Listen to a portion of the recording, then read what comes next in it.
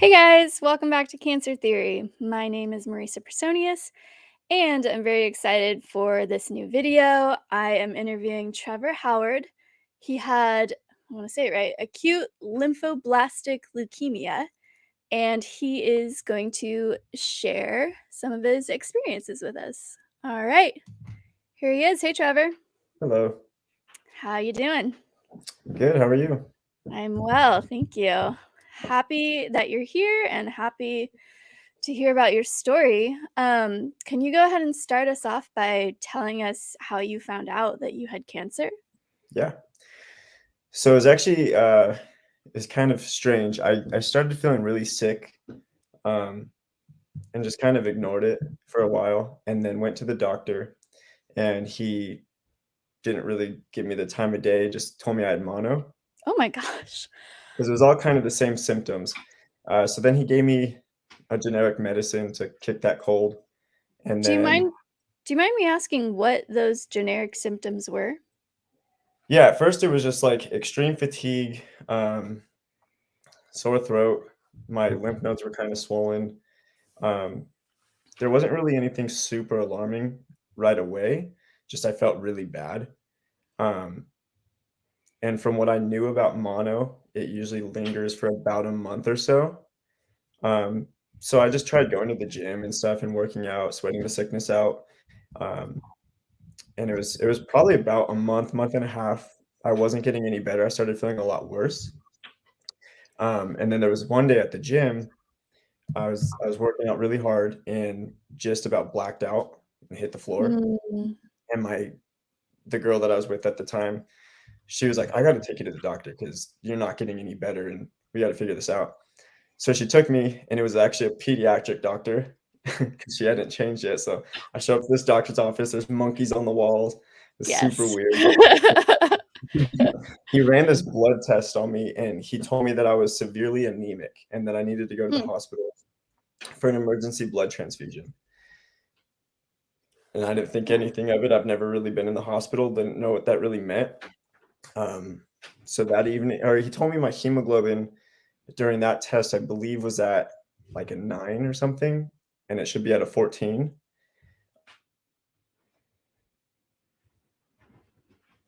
I was sent to get an emergency blood transfusion.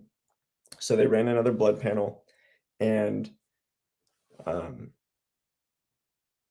my hemoglobin had dropped to 7 just in those few hours. And so they kept me overnight. They gave me blood, and then they did more blood samples and sent it off to the oncologist. And then it was a couple days later, I was actually supposed to go to Cancun on a family vacation, but the doctor didn't let me go in case I needed more blood. So my whole family still went because the trip was paid for. So I actually found out at home alone over a phone call wow. while my family's vacationing. And then I had to Oh make the man. decision, am I going to ruin their trip or are they going to show up and I'm in the hospital getting treatment? So I ended up calling them and letting them know, and they all came home the next day. Wow. Oh my gosh. Um ugh, that must have been such a difficult phone call for you to get alone and then to relate to them while they're, Yeah, the on phone call was vacation. pretty crazy. I remember because I had a buddy growing up who had leukemia as a kid, and he passed away from it. So I already knew what leukemia was. I didn't know much about cancer other than leukemia. And he called me and he goes, "I really don't want to tell you this over the phone, but I have to. You have acute lymphoblastic leukemia." And he goes, "Do you know what that is?" And I was like, "Yeah, I know it's cancer." And like the room just kind of went silent for a minute. So I was like, "Is this real?" Like I just thought I had mono. But yeah, it wasn't easy then calling my parents and ruining their trip. Wow. Listening to you talk about your symptoms, it kind of reminds me of my own story as I was, trying to figure out what was going on with me. I was also just really tired and I had really bad like depression and anxiety, but like that seems kind of normal, Yeah. I didn't assume that I had cancer. I just thought like, "Oh, I'm on a crazy schedule."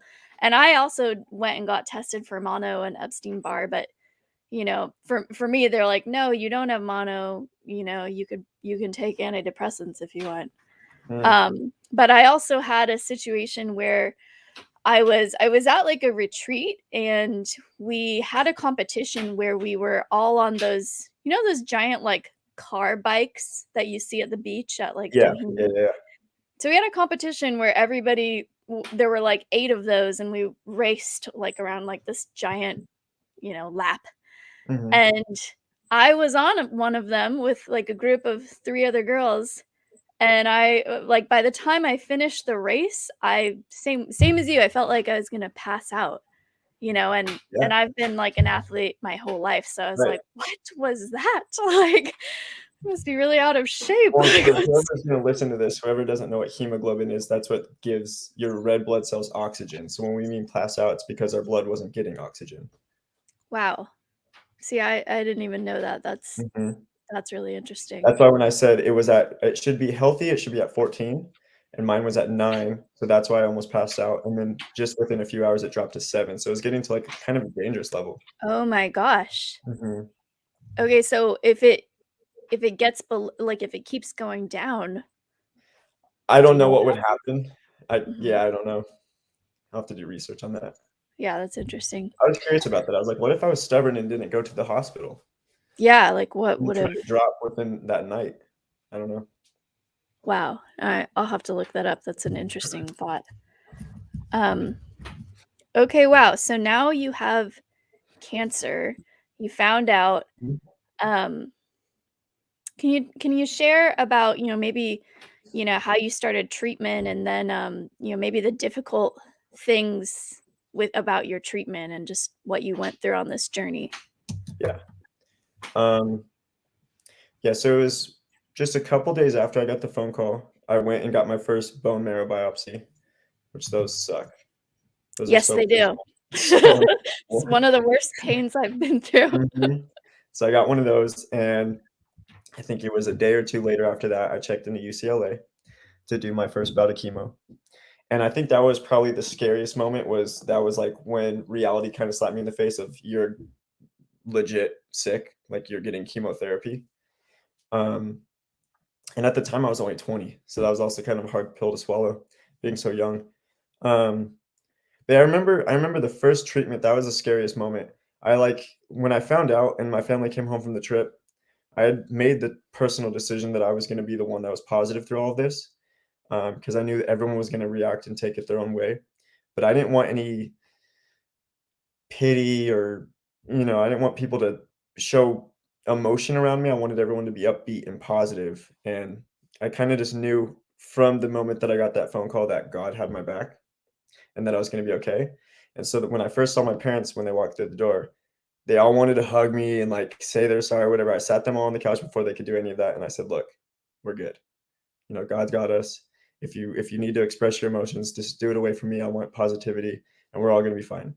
And so I had that mindset throughout the whole time, but like an hour before my first chemo, my whole family, like, they went down to the cafeteria to eat and stuff. So I was in my room by myself for the first time, and that's when it hit me, and I broke down because I was alone. I didn't want anybody to see me and stuff. And I was like, okay, this is real. This is kind of scary, but it's gonna be okay. And so I remember getting that first treatment and not knowing what to expect, like anticipating when it was gonna make me feel sick or whatever. And at first, it wasn't too bad. It sucked when I started losing my hair because I had a full beard and everything, and I was watching it fall out and stuff, and so I ended up just shaving everything. But my first stay in the hospital was 2.5 weeks, and I just did heavy chemo, and then I did outpatient chemo for a couple more months, and then, um, yeah, outpatient chemo was actually worse. It was a lot heavier of dosage, and I was sick as a dog at home. Just I couldn't do anything. I just laid around in bed and stuff, and it was just super gloomy.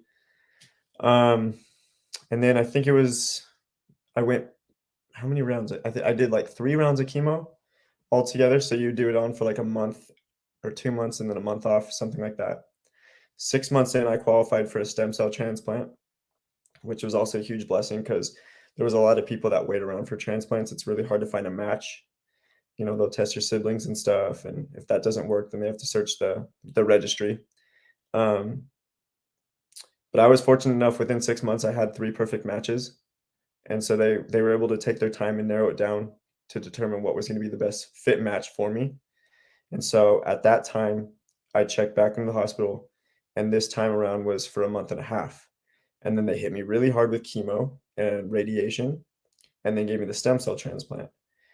And ever since then, I've been in remission and going on 6 years out. Wow, that is quite a progression. So it Yeah. was a total of, did you say 6 months? It was 6 months of treatment. Once I had my stem cell transplant, all the treatment stopped. It was just a matter of building my body back up, building my immunity back up naturally. Mm, yeah. Man, that I can't imagine being in the hospital for, I think you said a month and a half. Was that one of your Yeah. longer stays? Mhm. I Yeah, tried to break out. I got so tired of it. My nurses would come in and I'd be laying in the windowsill with my dad's sunglasses on, and they'd be like, "What are you doing?" I'm like, "Leave me alone. I'm at the beach." I gave my nurses a run for their money. I would be doing laps around the hospital. I was confined to this, like a circle hallway, couldn't leave. And so I was hooked up to my IV pole the whole time. I'd just like be skating around the hallway. I'm attached to this, so if I fall, I'm gonna rip it out of my arm. But I oh was so bored. I was like, I just got to do something. oh my gosh. Yeah, your nurses probably loved you, but were like, "Oh my gosh, this I'm guy." stressing them out. Yeah. Yeah, that is, I feel like that's a real mental triumph because I was in there, I think the longest I was in ICU and the hospital was a week. Um, sorry, there, I don't know if you guys can hear the wind. It's really gnarly right now. But anyways, I was in there about a week and I started to feel like I was losing my mind. You go You crazy. know, you're sick, you don't feel good, and then the hospital, all the stuff in the hospital, the machines you're Yeah. hooked up to are beeping, like, all night long, Yep. so then you can't even sleep, and And right as you fall asleep, then the night nurse comes in to take vitals and wakes you up. that's It's like, right, that's right, yeah. but, like I was saying about how I wanted to have a positive mindset, when I checked into the hospital the first time, I had asked them how long they thought I was gonna be there, and they're like, "Typically, you're here for, um, a month during your first bout of chemo," and I looked them dead in the eye, and I was like, "No, I'm gonna be here 2 weeks," and then sure enough, I left in 2.5. It's just all in, your mind. You have a I positive really mindset. yeah. I love that you're sharing that because I really do think that your, your mindset has so much to do with, Mhm. I mean, just everything, but, like, your health and the healing process, Yeah. and just, like, having that intention, and saying it, I think that it can get you far. Yeah. Totally. Okay, so what would you say was the toughest part about, your journey with cancer? Yeah. Um, I mean, all of it was rough. It's not a walk in the park. Getting chemotherapy and radiation is not easy, by any means, or bone marrow biopsies, any of that. Um, but honestly, the hardest part for me was seeing all of the other patients around me that have just given up and kind of submitted to the disease. Like a huge thing for me was I'm gonna walk a mile every day around my hallway, and my dad would walk with me, and we would just talk. And the guy that was right next to my room, I remember his name was Edgar. He was at the time, I believe, 30, 32, but he had completely just given up and he was waiting for cancer to just take him. He would just lay in the dark. He would never get out, never turn on the light. And I walked it past him for days. And I finally popped my head in there and I was like, "Hey, come walk with me." We had never met. I was like, "You need to come walk with me." And he did. And so my dad and I walked with him and then we started walking every day. And we just started sharing the gospel with him and telling him about God and stuff. And little by little, his mood and mindset started to shift to the point that he would come and get me out of my room when I was having a bad day. And then we ended up getting out of the hospital at the same time and doing outpatient chemo and keeping up and stuff. But there was so many other people that would give up. If I was doing outpatient chemo and I'd be in the infusion room talking to people, and it seemed like I was the only one that was like trying to be upbeat with people, and it was like breaking my heart seeing people like that. And then when you get to start to know people and share your story and like see them going through their journey at the same time, and you guys are like in the hospital to get together, and you have something in common. So Edgar, there was another guy, I believe his name was Brandon. Him, me, and Edgar ended up back in the hospital at the same time when I was doing my stem cell transplant. And Edgar, he had waited over a year for his transplant. He came from like a Middle Eastern descent, and so it wasn't that easy for them to find a good match for him. I don't know why. So they ended up mixing part of an umbilical cord and I believe his sister or his cousin. And I had heard that he wasn't doing so good during his transplant. And I remember like just walking laps and then hearing an alarm go off and then hearing his wife screaming. And I knew that he had passed. And it was like that was super hard because I didn't get a chance to say goodbye. And he was like his whole mindset, seeing him go from like giving up to truly believing that he was going to be okay and was so positive and was encouraging me. And like I thought that was so beautiful. And then the other guy, Brandon, he was younger than me. I think he was like 16. And again, just walking my laps and then seeing all of his family lining outside of his room to say their final goodbyes.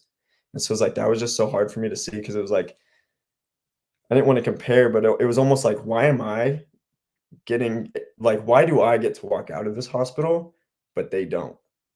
You know, and so it's like, I don't know, it's all just like that's the hardest part, I think, is getting to know people and then seeing them go, but then kinda carrying that, and it's like you almost carry a little bit of guilt when you shouldn't, but you kinda do because it's like we all went through the same thing, it's like, "Why me?" And that's kind of a bad way to think about it, but that was always the toughest part on me. I can't imagine. I didn't have the same experience of being in there, with, like, a cancer ward since I was outpatient. Mhm. I can't imagine, you know, watching friends pass like that, but Yeah. And gosh, it's the reality of it too. I mean, like, people go every single day from it, but then that's kinda like my driving factor is, okay, well, there's still so many people who have given up, and how do we change that? And that's why I yeah, think what you're doing is good because this is so encouraging to people.